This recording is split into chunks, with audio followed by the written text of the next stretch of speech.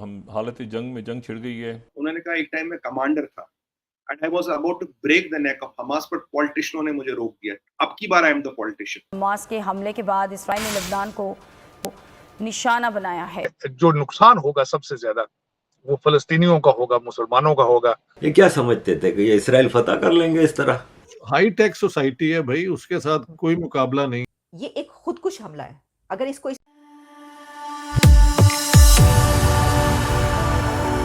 जय हिंद दोस्तों, मेरे चैनल मोदी देश में आपका स्वागत है। दोस्तों, इस वीडियो को लाइक और शेयर करना मत भूलेगा।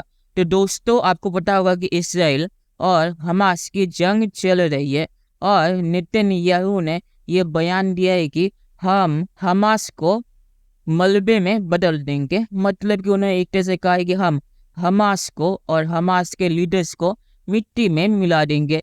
तो ये सुन के पाक मीडिया की फट गई है और पाकिस्तानी मीडिया अब रो रहा है कि इसराइल हमास पे बहुत ही खतरनाक हमला कर रहा है और इसकी वजह से गाजा में जो पैलेस्टाइन है उनके ऊपर भी असर पड़ेगा और इस जंग से जिनका कोई रिश्ता नहीं है उन्हें भी नुकसान होगा।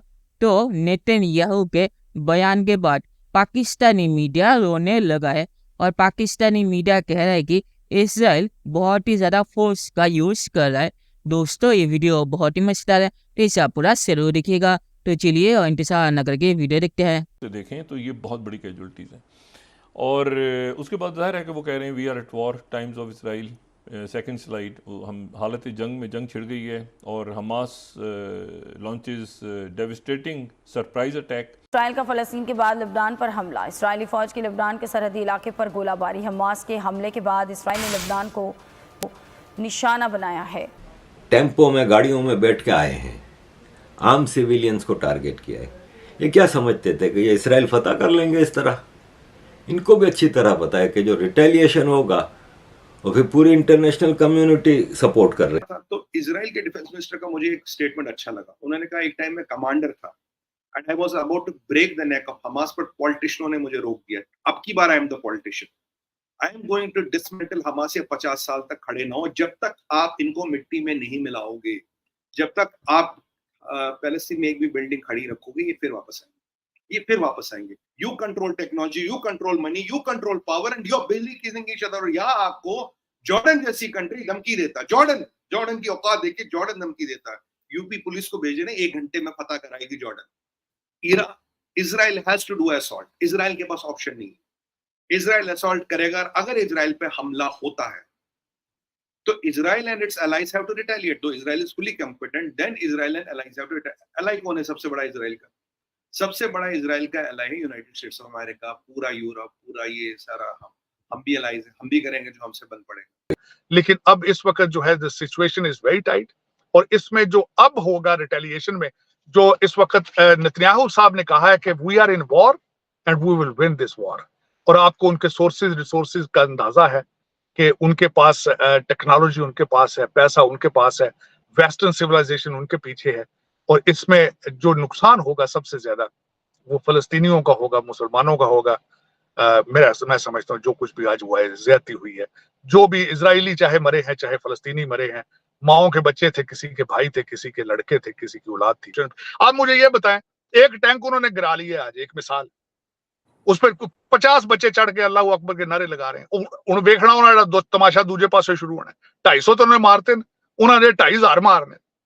कुछ तरस करो यार, खुदादा ना जाए कोई। पहले अपने आप को असेस करते हैं कि हम किस पोजीशन में हैं। रिटेलिएशन बर्दाश्त कर पाएंगे, नहीं कर पाएंगे। ये जो काम किया है 7000 छोड़े हैं मिसाइल, इसके रिटेलिएशन को क्या करेंगे आप? किस तरह कहां जाएंगे आप? कहां जाएंगे? इतने माओ के बच्चे मरवा कर क्या होगा? कि मेरा मकसद वो सिर्फ सऊदी अरेबिया का कॉन्ट्रैक्ट रोकने के लिए। तो मेरे ख्याल में इसमें at the end side if you see the Muslims of Palestine, they will be the loser in this case. इस वक्त कहा है मैंने आपको कि टर्की और ईरान के अलावा बाकी सारी दुनिया उनके पीछे खड़ी है इजराइल के, और consequences will be very hard for the Palestinians. I don't think resorting to all out military confrontation with Israel will help them. I think this will hurt the Palestinian cause much more now, I think. बिल्कुल, लेकिन sir बहरहाल Israel ने अपने आप को एक हद तक बहुत आगे लेकर गए हैं, चाहे उनकी आप इकोनॉमी को देख लें, चाहे और दूसरी वही मैं अचीवमेंट्स को देख लें, उसमें तो वो बहुत आगे हैं, चाहे छोटी सी कंट्री है लेकिन सभी इसमें उसको कोई मानते शक ही नहीं है। वो अपना इंडिया को और बाकी दुनिया को आर्म्स सप्लाई करते हैं, हाई टेक आर्मामेंट और ये डिफेंस शील्ड और ड्रोन। इज़राइल तो एक वो हाई टेक सोसाइटी है भाई, उसके साथ कोई मुकाबला नहीं है। इसमें जो हमास का किरदार है, क्योंकि बहुत बार उसको दहशतगर्द ग्रुप भी कहा गया इसकी बिना पर कि वो उनके ऊपर डॉलर्स की बारिश होती है, लेकिन उनकी जो लीडरशिप है वो एक बहुत लेविश लाइफस्टाइल गुजारते हैं, लेकिन जो इसमें मारे जाते हैं वो फ़लस्तीनी हैं। यानी ये एक खुदकुश हमला है। अगर इसको इस तरह देखा जाए तो क्या गलत होगा? इसकी वजह ये है कि आपने ये हमला करके क्या कर लिया? आप उनके कुछ लोगों को, कुछ फ़ौजियों को घसीट के ले गए, आपने 2, 4, 500 उनके लोगों को हलाकतें कर लीं, लेकिन उसके बाद फ़लस्तीनियों के साथ क्या होगा? कितनी बड़ी तादाद में फ़लस्तीनी मारे जा रहे हैं। तो ये खुदकुश हमला हुआ और इससे वो गेन कुछ नहीं कर पाएगा, सिवाय इसके कि अब पूरी दुनिया एक और जंग की लपेट में जो है वो झोंकी जा रही है, झोंकने जा रही है। चलिए दोस्तों, इस वीडियो पे बात करते हैं। तो पाकिस्तानी मीडिया ने एक चीज सही कही कि इस चीज में सबसे ज्यादा नुकसान पैलेस्टाइन होगा, क्योंकि दुनिया इसराइल के साथ खड़ी है सिर्फ मिडिल ईस्ट के अलावा, और इसराइल के पास लेटेस्ट टेक्नोलॉजी है और उन्हें हथियारों की कोई कमी नहीं है। जरूरत पड़ने पर अमेरिका यूक्रेन को हथियार नहीं देगा, पर इसराइल को जरूर देगा। और इसराइल के लिए अमेरिका ने अपनी तिजोरी खोल दी है और इसराइल के लिए पैसे अप्रूव करने में भी अमेरिका को कोई परेशानी होगी नहीं। तो हमास ने इसराइल पे हमला करके बहुत ही बड़ी गलती की है और इसका नतीजा जो आम पैलेस्टीनियन है, जो हमास को समर्थन नहीं करते, उन्हें चुकाना पड़ेगा। क्योंकि जब इसराइल गाजा पे हमला करेगा तो वो ये नहीं देखेगा कि हमास है नीचे या कोई और हमास को नेतन्याहू ने कहा है कि उसे वो खत्म करके ही छोड़ेंगे।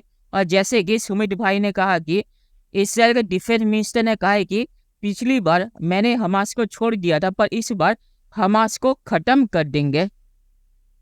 और आखिर में मैं ये कहूँगा कि मुझे नहीं लगता कि ये जंग जल्द ही रुकेगी, क्योंकि इसराइल के पास मौका है और दुनिया का सपोर्ट भी हमास को खत्म करने का, और मुझे नहीं लगता कि इसराइल इस मौके को छोड़ेगा। तो चलिए देखते हैं कि फ्यूचर में क्या होता है। दोस्तों, ये वीडियो देखने के लिए बहुत शुक्रिया और हमारे चैनल सब्सक्राइब करना मत भूलिएगा। Thank you very much.